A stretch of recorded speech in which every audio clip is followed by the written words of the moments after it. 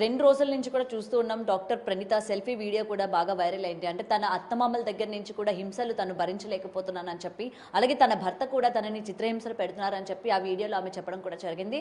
So అందుకు సంబంధించి ఆమె సూసైడ్ చేసుకుంటున్నట్టు కూడా ఆమె లైవ్ లో కాల్లో కూడా చెప్పడం జరిగింది. అయితే ఈ నేపథ్యంలోనే మనం నేను వాళ్ళ పేరెంట్స్ తో కూడా మాట్లాడడం కూడా జరిగింది. మరి హస్బెండ్ ఎక్కడ అని అడిగితే ఆయన పరారీలో ఉన్నారు అని చెప్పగానే నేను లైవ్ లో నేను ఆయనకి కాల్ చేసి కొన్ని క్వశ్చన్స్ కూడా అడగడం జరిగింది. అయితే అసలు నిజంగా ఆయన పరారీలో ఉన్నాడా లేకపోతే ఎక్కడున్నారు అని ఆయన్ని అడిగిన తర్వాత నేను పరారీలో లేను, నేను మీరు ఏ క్వశ్చన్ చేసినా సరే నేను డైరెక్ట్గా ఆన్సర్స్ ఇస్తాను అని చెప్పి ఈరోజు మనతో పాటు ఎక్స్క్లూజివ్గా ఉన్నారు సికిందర్ గారు. ఇవాళ మనతో పాటు ఉన్నారు. ఆయనతో మాట్లాడదాం అసలు ఏం జరిగింది ఏంటి మొత్తం కూడా. అసలు ప్రణీత ఎందుకు ఈ విధమైన సెల్ఫీ వీడియో తీయాలి అనుకుంది, నిజంగానే అత్తమామలు చిత్రహింసలు పెడుతున్నారా, ఈ విషయాలు భర్తకి తెలుసా తెలీదా అన్న దాని గురించి ప్రతిదీ కూడా ఆయన మాటల్లో తెలుసుకుందాం. సికిందర్ గారు, ముందుగా సెల్ఫీ వీడియో గురించి మాట్లాడదాం. ఆమె అత్తమామలు చాలా హింసలు పెడుతున్నారు, తనకే కాకుండా మీ కూతురికి కూడా.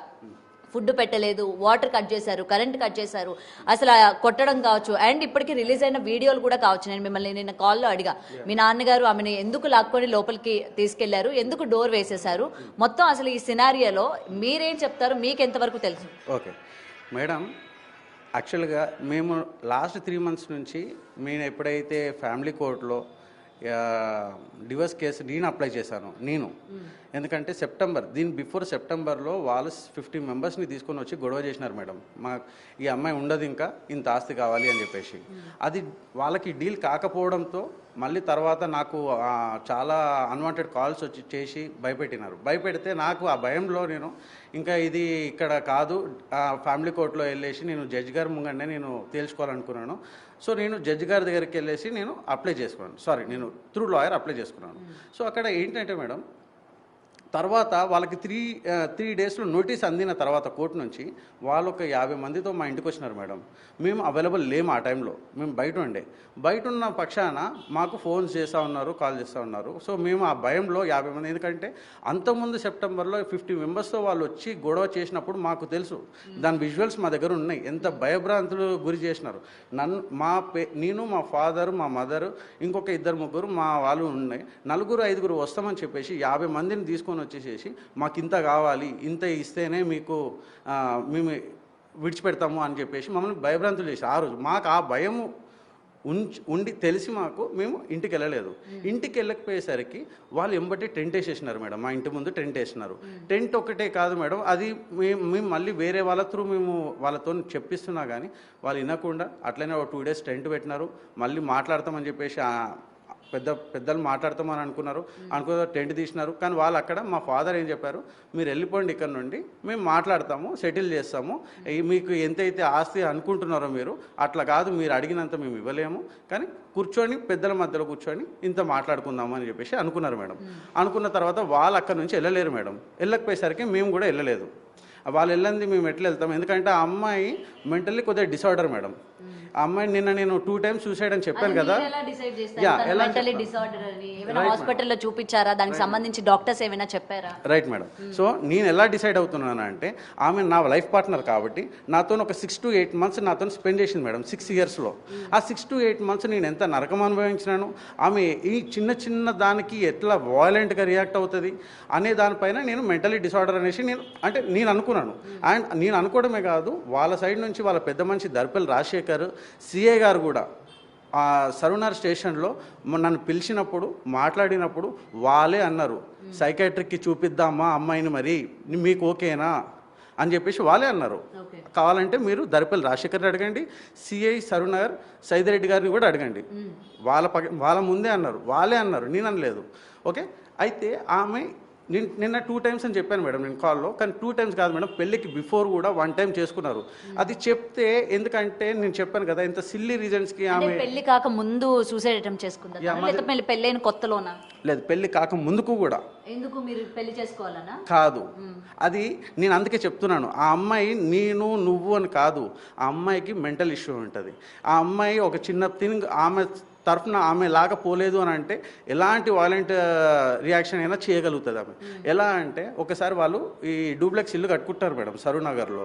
అయితే ఎవ్రీడే వాళ్ళతో మాట్లాడుతున్న పక్షాన ఒకరోజు అనుకోకుండా అర్లీ మార్నింగ్ వాళ్ళు గృహప్రవేశం చేసుకున్నారు. గృహప్రవేశం చేసుకుంటే నాకు చెప్పకుండా చేసుకున్నారా మీరు, నన్ను తీసేసినారు, నన్ను తీసి పక్కన పెట్టేసినారు అని చెప్పేసి అసలు అంత చిన్నదానికి నేను అన్నా, నాకు మాట్లాడింది ఫోను.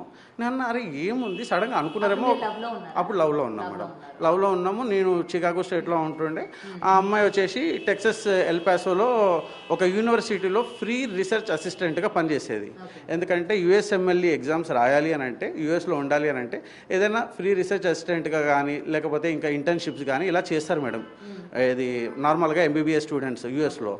సో అలా ఆమె ఫ్రీ రీసెర్చ్ అసిస్టెంట్, ఆమెకి మనీ ఇవ్వరు, ఆమె ఉండడానికి కానీ ఇంకోటి కానీ ఫైనాన్షియల్గా నేను హెల్ప్ చేసేది మేడం, వాళ్ళ పేరెంట్స్ హెల్ప్ చేసేది. నేను వాళ్ళ పేరెంట్స్ హెల్ప్ చేయలేని నేను అనట్లేను, నేను హెల్ప్ చేసేది, వాళ్ళ పేరెంట్స్ హెల్ప్ చేసేది. మ్యారేజ్ అయిన తర్వాత మొత్తం నేనే హెల్ప్ చేసిన మేడం వాళ్ళకి, ఎందుకంటే ఆమెకు money Rao. It's free research assistant, క్లియర్గా చెప్తున్నాను. మ్యారేజ్కి బిఫోర్ చెప్తున్నా మేడం నేను, మ్యారేజ్కి బిఫోర్ వాళ్ళ పేరెంట్స్, ఆయన ఎస్ఐ ఇక్కడ, సో వాళ్ళు పంపించకపోతుండే కొన్నిసార్లు.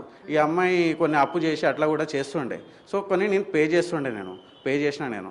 అయితే అక్కడ ఏమైందంటే మేడం, ఆ చిన్నదానికి ఇప్పుడు నాకు మీకు ఏమనిపిస్తుంది అంటే, అరే ఈ అబ్బాయి చెప్పేది ఏంద్రా ఇంత చిన్నదానికి గృహప్రవేశానికి చెప్పలేదంటే ఈమె ఇంత వాయిలెంట్గా టాబ్లెట్లు వేసేసుకుంది ఒకటి.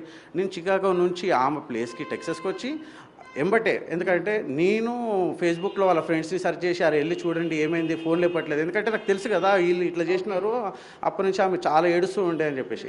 సో అలా అయింది మేడం. అప్పుడు అక్కడ ఆ సిచ్యువేషన్ నుంచి నేను ఆమెని మళ్ళీ తీసుకుని వెళ్ళడం నా ప్లేస్కి, ఆమెను ఒక 1 వీక్ నాతో ఉంచుకొని కొద్దిగా మంచిగా చేసుకోవడము, తర్వాత మళ్ళీ బ్యాక్ పంపించడం నార్మల్ అయింది అప్పుడు. సో ఇది ఇప్పుడు ఈ టైం కాదు, ఆమె ఎనీ టైం ఇలా చేసాం. అందుకే మేము ఆ భయానికి మేము మొన్న ఆమె ఇంటికి వచ్చి ధర్నా చేసేసి ఏదో ధర్నా చేసినారు మేడం వాళ్ళు, మేము రావట్లే అని. 6 years అయింది మేడం, నాతో 6 to 8 months ఉంది. నేను ఒక అబ్బాయిగా నేను ఇంత పేషెన్స్ నేను చూపించినాను, వాళ్ళకి ఒక 1 day 2 days పేషెన్స్ లేదా మేడం? ఎంబటే మీరిద్దరూ లవ్ చేసుకున్నారు, ఇరు పేరెంట్స్ ని కూడా ఒప్పించే పెళ్లి చేసుకున్నారు, ఇరు కుటుంబాలని. అందరికీ ఇష్టమేనా? అందరికీ ఇష్టంగానే పెళ్లి చేసుకున్నాం మేడం, అందరికీ ఇష్టంగానే పెళ్లి చేసుకున్నాము. అండ్ వాళ్ళు చెప్పే విధంగా ఇంత ఇచ్చినాము అంత ఇచ్చినాము అనేది వాళ్ళు ఇవ్వలేదు మేడం. వాళ్ళు 25 lakhs ఇచ్చారని వాళ్ళ మదర్ చెప్తున్నారు కదండి, 2 సార్లు ఇచ్చామని చెప్పి. ఓకే 25 lakhs అని చెప్పారు. ఇంకొకటి నేను ఇండియాకి వచ్చిన తర్వాత 80 lakhs అని చెప్పేసి కూడా ఇంకొక మాట కూడా చెప్పినారు. ఇంకోటి ఒక 30 lakhs పెట్టేసి పెళ్లి కూడా చేసినామన్నారు. 1 kg గోల్డ్ అని చెప్పినారు, 5 kgs వెండి అని చెప్పినారు, ఆడపడుచులకు సపరేట్గా ఇచ్చినామన్నారు. ఇవన్నీ ఎలా ఇచ్చినాడు? ఒక ఎస్ఐ, నార్మల్ ఎస్ఐ, అప్పట్లో కానిస్టేబుల్ సింగిల్ ఇన్కమ్తోని ఎలా ఇచ్చినాడు? మాకు ఇచ్చినాడు అంటున్నాడు కదా, ఎలా ఇచ్చినాడు? అతను ఎప్పుడు సంపాదించినాడు? అండ్ ఇప్పుడు ఉన్న డూప్లెక్స్ ఇల్లు ఎట్లా కట్టినాడు? ఆ పక్కన ఉన్న 100 square yards ప్లాట్ ఎట్లా కొన్నాడు? అదే కాలనీలో ఇంకో వెనకాల 3 floors ఇల్లు ఆయన ఎట్లా కట్టినాడు? ఒక ఎస్ఐగా అప్పట్లో కానిస్టేబుల్గా ఎలా చేసినాడు? నా క్వశ్చన్ మేడం. ప్రూఫ్ ఏది ఉంది?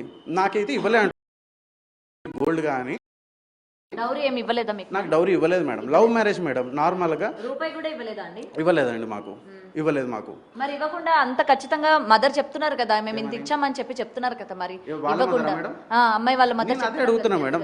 ఇచ్చిరని చెప్తున్నారు కదా, వాళ్ళని అడగండి. పెద్ద మనుషులు కూడా ఉంటారు కదా, నేను ఇక్కడ ఓపెన్గా చెప్తున్నా, పెద్ద మనుషులు కూడా ఉంటారు కదా. పెళ్ళి అంటే ఏదో మేము నలుగురం పోయేసి అయితే చేసుకోలే కదా, పెద్ద మనుషులు ఉంటారు కదా. పెళ్లిలో వచ్చిన వాళ్ళని, ఆ పెద్ద మనుషులని ఈ పెద్ద మనుషులని అడగండి. వాళ్ళు నిజంగా ఇచ్చినారా? 100 kilos ఇచ్చినారా? 1 kg ఇచ్చినారా లేదా? ఏడికని ఇచ్చినాడు? నాకు 80 lakhs అసలు ఏడికని ఇచ్చినాడు? అసలు ఎట్లా పాసిబుల్ అయింది నాకు 80 lakhs ఇవ్వడానికి? ఆయన ఇన్కమే అంత ఉండదు. 80 lakhs ఎప్పుడు సేవ్ చేసినాడు? ఆ ఇల్లు ఎట్లా కట్టినాడు? ఇంకో ఇల్లు ఎట్లా కట్టినాడు? పక్కన ప్లాట్ ఎట్లా కొన్నాడు? ఇవన్నీ ఆయన సెల్ఫ్ అక్వైర్డ్ కదా. సెల్ఫ్ అక్వైర్డ్ ఇవన్నీ ఉన్నాయని చెప్పి, అంటే ఇప్పుడు మీరు చెప్తున్నారు కదా డూప్లెక్స్ అని, ఇవన్నీ ఉన్నాయని చెప్పారు కదా. సో ఇంకా అదనంగా డబ్బులు కావాలి అని చెప్పి మీరు కానీ మీ అమ్మ నాన్న గారి ఆ పిల్లని హింసించడం కానీ చేశారా? ఇంకా మాకు డబ్బులు కావాలి అని చెప్పి. ఓకే, అయితే మేము 2020లో నేను యూఎస్ నుంచి, పాప జూలైలో పుట్టింది మేడం, జూలైలో పుట్టింది పాప. నేను ఆగస్టులో వచ్చినాను మేడం. మా పేరెంట్స్ కానీ నా వెల్ విషర్స్ కానీ ఏం చెప్పారంటే, అరే మా సికిందర్ నువ్వు పాప పుట్టింది కదా, ఇప్పటికైనా అమ్మాయి మారుతుంది. అమెరికాలో ఏమైందో మాకు తెలియదు, మేము లేము, ఇక్కడ మేము ఉన్నాము, నువ్వు రా, ప్రాబ్లం లేదు, ఏది అక్కడ జాబ్ ఇచ్చిపెట్టాయి, ఇక్కడ వచ్చి బిజినెస్ అయినా ఏదైనా చేసుకో, జాబ్ అయినా చేసుకో, నీకు ఏది అనుకూలంగా ఉంటే అది చేసుకో, కానీ ఫ్యామిలీతో ఉండురా, అట్లా బాగుంటుంది. ఇట్లా నువ్వు ఫ్యామిలీతో లేకుండా ఉంటే బాగుండదు, మాకు కూడా మంచిగా అనిపించట్లేదు. పాప పుట్టింది, ఇప్పుడు మారుతుంది, 100% మారుతుంది, మేము అందరం ఉన్నాము, రా అంటే నేను అన్ని పెట్టుకొని, నా వీసా 3 years ఉండే మేడం అప్పటికి కూడా, ఎందుకంటే అప్పుడే ఎక్స్టెన్షన్ అయింది నాకు. ఎక్స్టెన్షన్ అయినాక 3 years నా H1B వీసా చూపిస్తాను మీకు, ప్రతిదీ డాక్యుమెంట్ నేను విత్ ప్రూఫ్ చెప్తున్నాను, విత్ ప్రూఫ్స్ చూపిస్తాను, అన్నీ చూపిస్తాను. మీరు కావాలంటే క్రాస్ వెరిఫై చేసుకోండి. అయితే నాకు వీసా ఉండగానే నేను ఇండియాకి వచ్చిన మేడం. ఇండియాకి వచ్చిన తర్వాత మేము వాళ్ళ ఇంటికి వెళ్ళినాము, నేను మా మదర్. ఎందుకంటే మేము ఎంతసేపు మిడిల్ క్లాస్ ఫ్యామిలీ, రెస్పెక్ట్, పక్కన వాళ్ళు ఏమనుకుంటారో అనే ఫ్యామిలీ మేడం మాది. మేము అసలు ఎవరితోనూ కూడా ఎక్కడ పోము. అయితే నేను మా మదరే వెళ్ళినాం, మా ఫ్యామిలీలో కూడా ఎవరికి చెప్పలేదు. వెళ్ళినాము. వెళ్ళిన తర్వాత మేడం ఆ అమ్మాయి ఏమంటుంది తెలుసా మేడం, నేను అబ్బాయితో ఉండను, నాకు ఇష్టం లేదు, ఏమైనా ఫార్మాలిటీస్ ఉంటే చూసుకోండి. అప్పుడు తను నేను వద్దు అనేసి అదే రోజు అన్నది. మాకేంటంటే పక్కన ఏమనుకుంటారు, పెళ్ళయి ఇప్పుడే అయింది, పాప పుట్టింది, పాప అన్యాయం అయిపోద్దేమో అని చెప్పేసి మా మదర్ అట్లా కాదమ్మా అని చెప్పేసి మా మదరు వాళ్ళ పేరెంట్స్ నేను కూడా ఉండి అట్లా కాదు, ఏం కాదు అని సర్ది చెప్పుకుంటే ఓకే అన్నది. అప్పుడు కూడా ఇంకో ఆడియో ఉంది, 2 years నాకు టైం కావాలన్నది చెప్పడానికి. అది కూడా ఆడియో అనిపిస్తాను మీకు. 2 years టైం కావాలన్నది, 2 సంవత్సరాలు కావాలన్నది కదా మేడం. నేను అయినా పేషెన్స్గా వెయిట్ చేసినా కదా, వెయిట్ చేసినాను కదా మేడం. వాళ్ళు ఒక్క రోజు వెయిట్ చేయలేకపోయారా మా కోసము? మేము ఇంట్లో లేము, ఒక్క రోజు వెయిట్ చేయకుండా మా పరువు గంగలో కలిపేసినారు టెంట్ వేసేసి. 6 yearsలో 6 to 8 months నాతో ఉన్నా కానీ నేనైనా వెయిట్ చేసినాను. బయట ఎవరికి చెప్పుకోలే, నా ఫ్రెండ్స్కి ఇప్పటివరకు తెలియదు, అప్పటివరకు కూడా నాతోనే ఉంటుంది అనుకున్నారు. నన్ను ఎంతమంది అడిగేవాళ్ళు, మీ పాప ఏ స్కూల్, ఏ క్లాస్ అంటే నేను ఏం చెప్పుకోవాలి? ఏదో చెప్పుకునేవాడిని నాతో లేకున్నా కానీ. అర్థం చేసుకోవాలి కదా. 1 dayలో ఇప్పుడు టెంట్ వేసేసి ఇంకా అయిపోయిన తర్వాత ఏమని పోతా, ఆమెతో ఏమని ఉంటా నేను? 50 members September 22nd 2024లో వాళ్ళు 50 members వచ్చినారు కదా మేడం. మీకు ఈ గొడవలన్నీ కూడా ఇండియా వచ్చిన దగ్గర నుంచి స్టార్ట్ అయ్యాయా? అంటే మీ పెళ్ళి ఎన్ని సంవత్సరాల నుంచి స్టార్ట్ అయ్యాయి? 2018 డిసెంబర్లో నా పెళ్ళి అయింది మేడం. నేను ఎంబటే వితిన్ 10 daysలో, మ్యారేజ్ అయిన 10 daysలో నేను యూఎస్కి వెళ్ళిపోయినాను. నేను యూఎస్లో జాబ్ చేస్తాను. ఈ అమ్మాయి కూడా రీసెర్చ్ అసిస్టెంట్గా వర్క్ చేస్తుంది. ఇద్దరం వచ్చేసింది. మళ్ళీ మళ్ళీ అక్కడికి వెళ్ళిన తర్వాత ఆమె వర్క్ ఆమె చేసుకుంది, నా వర్క్ నేను ఉన్నాను. నేను ఇద్దరము సపరేట్గా ఉండేవాళ్ళము.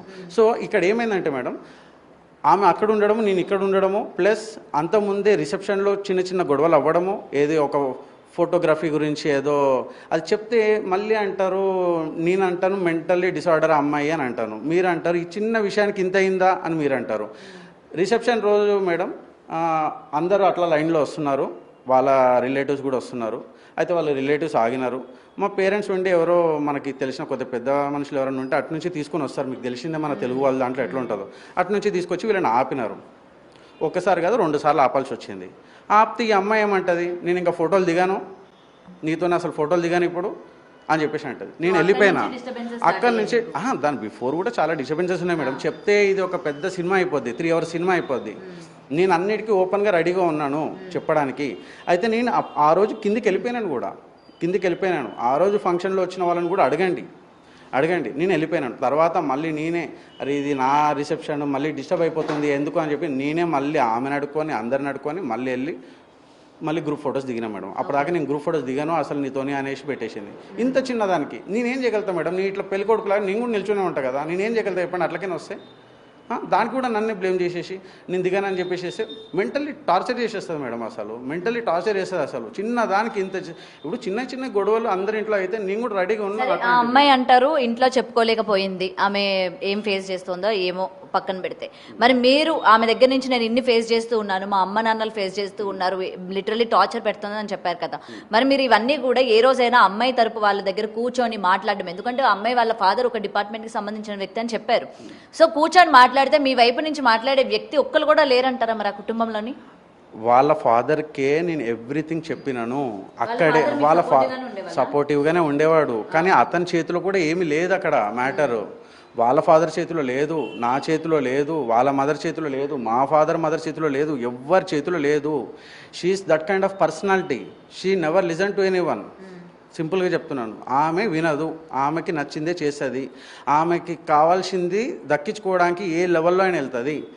సూసైడ్ అనేది ఇప్పుడు మిమ్మల్ని పెళ్లి చేసుకున్న తర్వాత ఆబ్వియస్లీ మీ అత్తమామ అంటే మీకు ఏదైతే ఉన్నదో ప్రాపర్టీస్ కావచ్చు ఏదైనా సరే ఆబ్వియస్లీ మీకు వచ్చిందంటే అది మీ వైఫ్ కి కూడా వచ్చినట్లే కదా. సో ఈ చిన్న లాజిక్ ఆమెకు తెలియదు అంటారా? దట్టు ఆమె ఒక డాక్టర్, ఈ లాజిక్ తెలియకుండా ఇప్పుడు ఇంత రాదాంతం చేసిందంటారా మరి కేవలం ఆస్తి కోసం? అయితే మేడం ఇదే సింపుల్ థింగ్. మొన్న 50 members వచ్చిండ్రు కదా September 22nd 2024 అని చెప్తున్నాను క్లియర్గా. దాని వీడియోస్ అన్నీ ఉన్నాయి నా దగ్గర. అయితే ఆ రోజు నేను చెప్పాను ఏమని, నేను కలిసి ఉంటాను బట్ ఆ అమ్మాయి మారాలి. ఎందుకంటే దాని బిఫోర్ ఇయర్ కలిపినారు యాక్చువల్గా. మా తాతయ్య సంజయ్ రెడ్డి తాతయ్య అని చెప్పేసి అతనే నన్ను కన్విన్స్ చేసినాడు. అరే ఇంకో అమ్మాయి వచ్చినా కానీ ఇలానే ఉంటుండొచ్చరా, ఒక ఛాన్స్ ఇవ్వు. ఇది ఎందుకంటే అప్పుడు 2020లో నేను మా మదరే వెళ్ళినాము, అప్పుడు ఎవరికి చెప్పుకోలేము. ఎందుకంటే ఒక మిడిల్ క్లాస్ మెంటాలిటీ మనది, రెస్పెక్ట్ సొసైటీ అని చెప్పేసి మేము ఎవరికి చెప్పుకోలేదు. 2023లో ఓపెన్ అప్ అయిపోయింది. ఓపెన్ అప్ అయిపోయాక మా తాతయ్య ఉండేసి మధ్యలో ఉండేసి, అరే మేము అందరం ఉన్నాం ఈసారి, మీరు ఎవరు చెప్పుకోకపోతే ఎట్లా తెలుస్తుంది అని చెప్పేసి సెట్ చేసినారు. సరే నేను కూడా అది ఇప్పుడు ఎందుకు ఇదంతా డిస్టర్బెన్సెస్ అయ్యేలాగా ఉన్నాయి, సరే ఓకే మనము సరే ఒకసారి కలిసి ట్రై చేద్దామని చెప్పేసి ట్రై చేసినాం మేడం. ట్రై చేసినాక ఒక 5 months గొడవలతో అట్లా ఇట్లా గడిపినాము. సరే చిన్న చిన్నవి నడుస్తూ ఉంటాయి కదా అని ఒక 5 day వెళ్ళిపోయింది మేడం. ఇప్పుడు ఈవినింగ్ మా పాప బర్త్డే, చెప్పాను కదా, ఫస్ట్ బర్త్డే మమ్మల్ని చేయనీయలేదు, సెకండ్ బర్త్డే చేయనీయలేదు, థర్డ్ బర్త్డే లక్కీగా మా ఇంట్లోనే ఉంది మా పాప మాతో. థర్డ్ బర్త్డేకి చేద్దాము అని అంటే ఈవినింగ్ బర్త్డే ఒక 100-150 మెంబర్స్కి చెప్పాము. చెప్పిన తర్వాత ఆ అమ్మాయి మార్నింగ్ వెళ్ళిపోయింది గొడవపడి. అంటే ఎంత ఇర్రెస్పాన్సిబుల్ మేడం. ఇప్పుడు ఈవినింగ్ ఫంక్షన్కి వస్తారు రిలేటివ్స్, ఆ అమ్మాయి సడన్గా వెళ్ళిపోయి మధ్యాహ్నం వరకు మాకు రీచ్ కాలేదు. వాళ్ళ మామయ్య అనంత్ రెడ్డి అతని పేరు, గోల్డ్ షాప్ ఉంటుంది వాళ్ళకి, కావాలంటే వెరిఫై చేసుకోండి, నా దగ్గర ఆడియో క్లిప్పింగ్ కూడా ఉంది.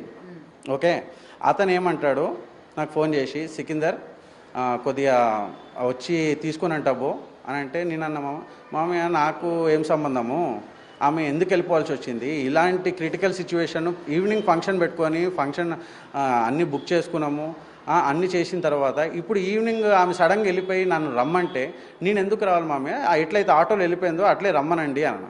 సరే ఇంకా ఆమె ఇన్నది సికిందర్, ఆమె మెంటాలిటీ నీకు తెలుసు కదా అని అంటే, మామయ్య మీరు నాతో ఒక 10-15 times మాట్లాడి ఉంటారు, ఆ అమ్మాయి అయితే మీతో చిన్నప్పటి నుంచి ఉన్నది కదా, మీ మాటనే ఈనకపోవడం ఏంటి, మీరు చెప్పుకోవచ్చు కదా అని. ఆమె వినదు, సారీ సికిందర్ తెలిసిందే, నువ్వే కొద్దిగా వచ్చి అడ్జస్ట్ అవ్వు అని చెప్పేసి నన్ను వచ్చి తీసుకుని ఉన్నాను. సరే ఇంకా తప్పుతుందా, మళ్ళీ మిడిల్ క్లాస్ ఫ్యామిలీ, సరే అని చెప్పేసి వెళ్ళినాము, తీసుకొని ఇంటి పైకి పోయినాను. సరే రమ్మన్నాను, వచ్చింది. ఒకసారి వచ్చిన తర్వాత ఫంక్షన్ స్మైల్తో చేసినాను మేడం. ఎందుకంటే మా పాప ఫస్ట్ బర్త్డే, నేను ఇప్పటివరకు ఒక ఈవెంట్ కూడా చేయలే, మా పాపకి చేయనియలేరు వాళ్ళు. లాస్ట్కి వాళ్ళు పుట్టెంటుకలు తీసేది కూడా మాకు చెప్పకుండా చేసేసుకున్నారు. ఇవన్నీ ఏదైనా పాపని మీ నుంచి దూరం చేసే ప్రయత్నం చేశారు, దూరమే చేసినారు. కానీ నేను పాపని పుట్టినప్పటి నుండి ఇష్టపడుతూనే ఉన్నాను. వాళ్ళు నిన్న నన్ను నా క్రెడిబిలిటీ గురించి కూడా అన్నారు, నీకు పాప అంటే ఏమి ఇష్టం అసలు, నువ్వు ఇన్సూరెన్స్ కట్టినా అంటున్నావు, ఏది చూపెట్టు అని అన్నారు. చూపిస్తాను నేను, ఆ డాక్యుమెంట్ కూడా నా దగ్గర ఉంది, ఏం హైడ్ చేయాల్సిన పని లేదు. నేను పాలసీ పే చేసినాను, ICICI smart child care plan, అది 25 years, అది ఎవ్రీ మంత్ 10,000 పే చేస్తాను. 2021 February నుంచి స్టార్ట్ అయింది, అది ఇప్పటికీ పే చేస్తూనే ఉన్నాను. దాంట్లో అరౌండ్ ఇప్పటికీ సమ్వేర్ అరౌండ్ 5.7 lakh ఏమో ఉంది. అది 25 years అయ్యే వరకు నీకు లంసమ్గా 3-4 CR వస్తుంది. అది అర్థం చేసుకోవచ్చు కదా, వీళ్ళు ఈ 1 acre 1/2 acre 2 acres నా థాట్ ప్రాసెస్లో లేరు మేడం. వాళ్ళు ఎంతసేపు ఇప్పుడు మనతో మంచిగా ఉండి ఏదైనా చేసుకుంటే మనం ఎంతైనా చేయగలుగుతాము. సరే ఇదంతా పక్కన పెడితే, ఇన్ని రోజులు అంటే ఏదైతే ఫోన్లో చెప్పిందో మీ వైఫ్, ఇట్లా మీ అమ్మగారు ఇట్లా చేస్తున్నారని కానీ, లేకపోతే మీ నాన్నగారు ఇట్లా చేస్తున్నారని కానీ మీకు ఎప్పుడైనా ఫోన్ చేసుకొని చెప్పింది? ఎందుకంటే మీరు ఇక్కడ ఉండట్లేదు, మీకు ఎప్పుడైనా ఫోన్ చేసి చెప్పిందే ఈ విధంగా ఉంది అని చెప్పి? నాకు ఫోన్ చేసింది మేడం, చేసింది, నాకు ఫోన్ చేసింది. ఒకసారి ఏమని చేసింది అని అంటే, సన్నీ ఇట్లా నాకు ఇబ్బంది అవుతుంది, ఇట్లా మీ సిస్టర్ వస్తుంది, ఇట్లా మా సిస్టర్ పాప పుట్టింది, డెలివరీకి వచ్చింది, బాబు పుట్టిండు, పేరు సూర్య. ఇప్పుడు నేను ఎట్లా, ఇప్పుడు అది నా హౌస్ కాదు, మా పేరెంట్స్ 30 years బ్యాక్ కట్టుకున్న హౌస్ అది. మెల్లిమెల్లిగా ఎట్లా డబ్బులు ఉంటే అట్లా కట్టుకున్న హౌస్ అది 30 years బ్యాక్. అంటే నేను చిన్న పిల్లోడిని. ఇప్పుడు మా సిస్టర్ ఇంటికి వస్తే నేను వెళ్ళిపోని ఎట్లా చెప్తాను మేడం, ఎట్లా చెప్తాను? మీరు ఒకసారి నాకు ఫోన్ చేసి వెళ్ళిపోమని చెప్పు అంటది. ఇప్పుడు డెలివరీకి వచ్చిందంటే ఎవరు అలా చెప్పరు కదా. ఇప్పుడు నార్మల్గా పెళ్లి చేసుకొని హస్బెండ్ని అక్కడ కాకుండా ఎవ్రీడే మీ ఇంట్లోనే ఉన్నదే అంటే ఆబ్వియస్లీ క్వశ్చన్ చేస్తారు కదా, ఎందుకు ఉంటుంది, తనకి పెళ్ళి అయింది కదా, వెళ్ళాలి కదా అని క్వశ్చన్ చేస్తారు కదా. డెలివరీకి వచ్చినప్పుడు చేయరు కదా. ఓకే, డెలివరీ అయింది, బాబు పుట్టినాడు. ఆ అమ్మాయి సాఫ్ట్వేర్ ఇంజనీర్, మా చెల్లి. So she's a senior developer 3 role అనుకుంటా. So she will be very busy. So తనకి కొద్దిగా హెల్ప్ కావాలి అని చెప్పేసి, ఎందుకంటే బాబు పుట్టి అప్పుడే హ్యాండిల్ చేయలేం మేడం, ఒకప్పుడులా కాదు. ఇప్పుడున్న జనరేషన్లో హ్యాండిల్ చేయడం, బేబీస్ని కానీ హ్యాండిల్ చేయడం కొద్దిగా కష్టం, మదర్స్ లేకపోతే. సో అలా ఒక 3 months ఉన్నారు. వీళ్ళకి అంత ఓపిక లేకుండా అంత జెలస్ ఎందుకు మేడం, ఎంబట్టే వెళ్ళిపోవాలి అనేది జెలస్ ఎందుకు? నాకు ఫోన్ చేసేసి వెళ్ళిపోమని చెప్పు అని అన్నది. నేను చెప్పలేను. 3 months అయింది మేడం అప్పటికి. డెలివరీ అయ్యి 3 months అయింది. అయితే నన్ను వెళ్ళిపోమని అన్నది. నేను చెప్పలేను, ఆ హౌస్ నాది కూడా కాదు, మా పేరెంట్స్ది హౌస్ అది. నేను కూడా మా చెల్లె ఎట్లా వచ్చి ఉన్నదో నేను అలానే ఉంటున్నాను. రేపటి నాడు నా బిజినెస్ వర్కౌట్ అయితే నేను కూడా ఇంకా వేరే ఇల్లు కొనుక్కుంటాను, నేను కూడా మూవ్ ఆన్ అయిపోదాం మనము, అప్పటిదాకా వెయిట్ చేయకపోతే పేషెన్స్ ఉంచు అని అన్న. లేదు అని ఎంబట్టే మా చెల్లి వాళ్ళ అత్తమామ ఉన్నారు కదా, వాళ్ళకి ఫోన్ కొట్టేసింది ఎంబటే.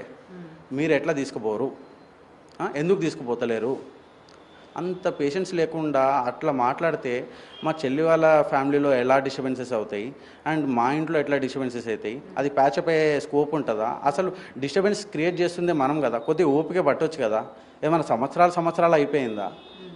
నువ్వు వచ్చే 3 నెలలు అయింది.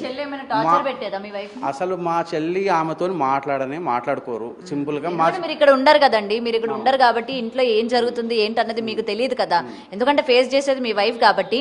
ఇలాంటి పరిస్థితులు మీకు చెప్పినా అర్థం కాదు, మీరు ఉండట్లేదు కాబట్టి నోటి మాట ద్వారా అట్లా ఏముండదు, తీసుకో అత్తనే కదా లేకపోతే ఆడపడుచునే కదా అని చెప్తారు. కానీ సిచ్యువేషన్లో ఉన్న వ్యక్తి ఫేస్ చేయలేకపోయి ఉండొచ్చు కదా, అలాంటి పరిస్థితులు ఏర్పడి ఉండొచ్చు కదా. లేదు మేడం, మా sister she's very quiet. Okay, she's very quiet and she's so hard working. తను చాలా మంచి రోల్లో ఉంది ఇప్పుడు సాఫ్ట్వేర్లో, చిన్న స్టెప్స్ వేసుకుంటూ చాలా మంచి రోల్లో ఉంది. She's inspiration to me, to be frank. So తన వర్కే ఉంటుంది మేడం, ఎందుకంటే తను వర్క్ చేసుకోలేక అంత టైం లేకనే మా మదర్ హెల్ప్ తీసుకొని ఉన్నది. ఓకే, సో తన వర్కే సరిపోద్ది మొత్తం. అసలు ఈ అమ్మాయితో వచ్చేసి అంత గొడవపడి అంత ఇది లేదు. ప్లస్ అక్కడ నాకు కంప్లైంట్ చేసింది కూడా అది కాదు, ఆమెను వెళ్ళిపోవాలి. ఎందుకు అని అంటే ఇక్కడ ఆమెకి పిల్లలు ఇప్పుడు 3 months ఓల్డ్ బేబీ మా చెల్లి వాళ్ళ బాబు. ఓకే, మా పాప అప్పటికే సమ్మర్ అరౌండ్ 3 ఒక 1.5 year back. So now she is 4.5 years, so maybe 3 years. ఆ టైంలో she can take care of the kid. ఎవరు? మా పాప విహా. నేను విహాన్ని చూడము అని అనలే. అయితే కొద్దిగా అక్కడ ఎక్స్ట్రా కేర్ తీసుకునే వరకు ఇక్కడ మండిపోయింది జెలస్. అసలు జెలస్, నార్మల్ జెలస్ కాదు. ఆమె ఒక గైనకాలజిస్ట్ కదా, ఆమెకి తెలియదా ఎలా ఉంటుంది ఏంటి అనేది? ఇప్పుడు నార్మల్ వ్యక్తి అంటే ఓకే, గైనకాలజిస్ట్ అయ్యుండి ఎటువంటి ప్రాబ్లమ్స్ ఫేస్ చేస్తారు, డెలివరీ అయిన మనిషికి ఏ విధంగా ఉంటుంది, బేబీని ఏ విధంగా కేర్ చేయాలన్న సింపుల్ లాజిక్ తెలియదు అంటారు మీ వైఫ్కి? తెలుసు, కానీ తెలుసు కానీ ఆమెకి మెంటలీ డిసార్డర్. చెప్పినాను కదా, ఆమెకి ఏం మాట్లాడుతుందో తెలియదు. ఆమె అనుకున్నది సాధించాల్సిందే. ఎందుకంటే నాకు చెప్పింది కదా కంప్లైంట్. సో వెయిట్ చేయొచ్చు కదా, ఒక 2 days. నేను నెల్లూరులో ఉన్నాను. ఒక 1 week అక్కడ ఉండి 1 week ఇక్కడ ఉంటాను. ఓకేనా? సో నేను వచ్చే వరకైనా వెయిట్ చేయొచ్చు కదా, నాతో పర్సనల్గా డిస్కస్ చేయొచ్చు కదా, లేకపోతే నాతో కాకపోతే మా పేరెంట్స్తో డిస్కస్ చేయొచ్చు కదా, లేకపోతే మీ పేరెంట్స్ని కూడా తీసుకొచ్చి డిస్కస్ చేయొచ్చు కదా. ఎంబట్టే నువ్వు వాళ్ళ అత్తయ్యకి ఫోన్ చేసి వాళ్ళ అత్తయ్యని తిట్టినవు అని అంటే నువ్వు ఎంత అన్ఫిట్టో నువ్వు తెలుసుకో ఒక్కసారి. నువ్వు ఎంత అన్ఫిట్ యాజ్ ఏ ఫ్యామిలీ మెంబర్గా ఒక్కసారి ఆలోచించు. అంతే కదా మేడం? ఎంబట్టే చేసిందా లేదా ఆమెనే అడగండి. అంటారు మరి వాళ్ళ పేరెంట్స్ దగ్గర నుంచి ఏం కావాలనుకుంటున్నారు అంటే మేడం, వాళ్ళ పెద్ద మనుషులతోనేమో ఎకరాలు అడుగుతున్నారు. ఇన్ని ఎకరాలు కావాలి, ఇంత క్యాష్ కావాలి. ఆమె పేరుని అడుగుతున్నారా? పాప కోసం అడుగుతున్నారు. మొన్న 50 members వచ్చినప్పుడు ఆమె కూడా ఏంటి అని చెప్పేసి అంటున్నారు. ఒక్క నిమిషం సైలెంట్ వెయిట్. సో వాళ్ళు ఇక్కడ ల్యాండ్ అడుగుతున్నారు.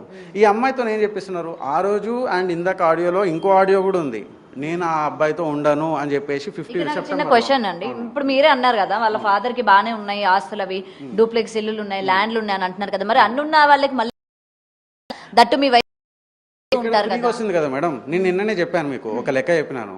1 year సంపాదించాలంటే 20 years టైం పడుతుంది అని చెప్పాను నేను. అవునా? ₹1,00,000 ఆయనకు జాబ్ వచ్చేది ₹1,00,000 లేవు ₹1,50,000, ఐ డోంట్ నో ఎంతైనా ఉండొచ్చు.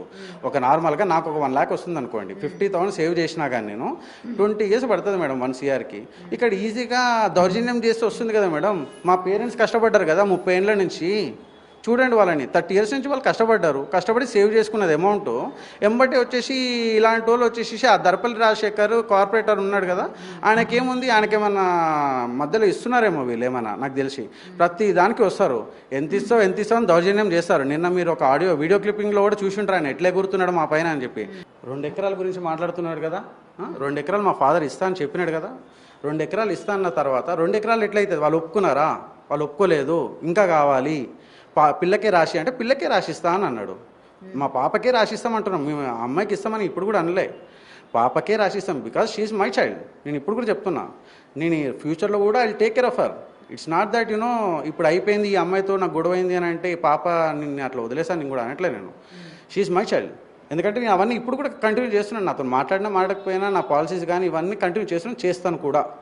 ఓకే, మా ఫాదర్ ఇస్తాను అన్నాడు కదా, మళ్ళీ ఆ పెద్ద మనిషి దర్పల్లి రాజశేఖర్ అనే అతను కాంగ్రెస్ పార్టీ కార్పొరేటర్, అతను వచ్చేసి ఎలా దౌర్జన్యం చేశాడంటే 2 ఎట్లీస్తో ఇంకా అని చెప్పేసి కొట్టేలాగా మాట్లాడుతున్నారు. విన్నారు కదా, రాశి అంటున్నాడు. ఆయన సొమ్మేం పోయింది మేడం, కష్టపడి సంపాదిస్తే తెలుస్తుంది.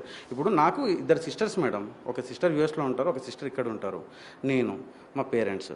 మరి ఇప్పుడు ఎవరికి ఏది డివైడ్ కాలేదు, మా షేర్ ఏది మా ఫాదర్ దగ్గరను, మా ఫాదర్ అండ్ మా మదర్ పేరు మీదనే ఉంది. వాళ్ళ పేరు మీదనే ఉంటే వాళ్ళు ఎవరిని ఇంకా డివైడ్ చేయలేదు.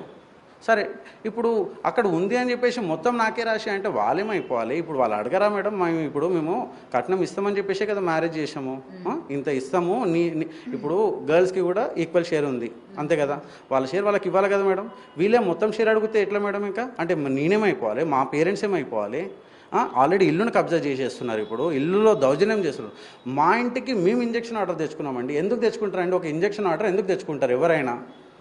వాళ్ళు న్యూసెన్స్ చేస్తున్నారు అని చెప్పేసి ఇంజక్షన్ ఆర్డర్ తెచ్చుకున్నాం, ఇంక్లూడింగ్ ప్రణీత నేమ్ ఉంది. నేను అది కూడా ప్రూఫ్ చూపిస్తాను. ఆ ఇంజక్షన్ ఆర్డర్కి ఒక్కరు కూడా కోర్టు నుంచి తీసుకున్నందుకు రెస్పెక్టే లేదు దానిపైన.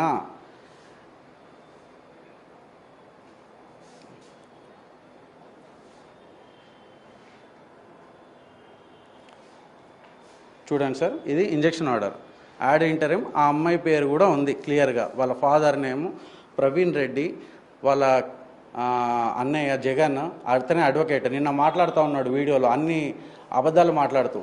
నేను ప్రతిదీ చూపిస్తున్నా, వాళ్ళని చూపించి మాట్లాడమనండి. వాళ్ళు ఎంతసేపు మా మదర్ని ఒక ఇది చేసేసి మా మదర్ కొద్దిగా ఓవర్గా కొన్నిసార్లు మాట్లాడింది. నేను అనట్లేదు, మాట్లాడలేదు అనలేదు, తిట్టలేదు అనలేదు. ఎందుకంటే అదొక లోపల ఒక అది ఉంటుంది మేడం వాళ్ళకి. ఎందుకంటే కష్టపడి 30 ఏళ్ళు కష్టపడి ఉన్న ఇంట్లో వాళ్ళు ఎవరో వచ్చి దౌర్జన్యంగా మన పైన చేసి మేము 2 months లేము మేడం, 2 months లేము. ఇంజక్షన్ ఆర్డర్ తెచ్చుకొని వచ్చినాం, అయినా సరే మమ్మల్ని మా ఇంట్లో ఉండనియట్లేరు. ఇక్కడ చూడండి మేడం, ఇక్కడ క్లియర్గా రాసి ఉంది చూడండి. Grant ex parte ad interim injunction restraining the respondents defendants their men assignees agents and persons from making any nuisance in front of the suit scheduled property till disposal of the suit. క్లియర్గా ఉంది కదా madam మాకు injection order. Nuisance చేయొద్దు, మా ఇంటికి ముందుకు రావద్దు, ఎవరు గుండాలు రావద్దు, వాళ్ళ మెన్ రావద్దు. వాళ్ళ పేర్లు కూడా చూసినారు కదా, ఇంక్లూడింగ్ వాళ్ళ అడ్రసెస్ కూడా. ఇది చూడండి మేడం, కోర్టు నుంచి వచ్చింది. ఇది వచ్చినాక కూడా నిన్న మా పేరెంట్స్ని చితక బాదినారు మేడం. మొన్న ఆ అమ్మాయి సూసైడ్ చేసుకుందని సైడ్ ట్రాక్ చేసి మా పేరెంట్స్ని చంపి ఆస్తి కాజేయాలని చెప్పేసి వాళ్ళ ప్లాన్. ఇంత దారుణమా మేడం పైసల కోసము? నేను లేను మేడం, నేను ఉండట్లేను. లాస్ట్ 6 months నుంచి నేను ఇక్కడ మా పేరెంట్స్తో ఉండట్లేను. మా పేరెంట్సే నువ్వు రాకరా బాబు, నువ్వు వస్తేనే ఎక్కువ గొడవలు అవుతున్నాయి, నువ్వు వస్తే ఆ అమ్మాయి వస్తుంది, ఆ అమ్మాయి వచ్చేసి ఈడ మమ్మల్ని ఇది చేస్తూ ఉన్నారు. ఆ అమ్మాయి వేధింపుల కేసును మా పైన పెడుతుంది. మేము మా పైన మా దగ్గరికి రాకమ్మా ప్లీజ్, మీ ఆయన కూడా లేడు, అక్కడ మీ ఆయన ఎక్కడున్నాడో అక్కడికి వెళ్ళు, లేదంటే కోర్టులో ఆల్రెడీ కేసు పెట్టినాడు కదా అక్కడ ఫైట్ చేయమ్మా, మా దగ్గరికి వచ్చి ముసలోళ్ళ పైన ఎందుకమ్మా నీ ప్రతాపము? మీ daddy SI Darpalli Rajasekhar corporator, Darpalli Rajasekhar కింద ఉండే మా బామడిది ప్రవీణ్ రెడ్డి 60 వాడు గుండా డాక్టర్ అని తెలుసు. డాక్టర్ ఫస్ట్ కూడా చదువుకోవడానికి గుల్బర్గాలో పేమెంట్ సీటు, సోలాపూర్లో పేమెంట్ సీటు, అమెరికా ఆమెకి రాలేదు.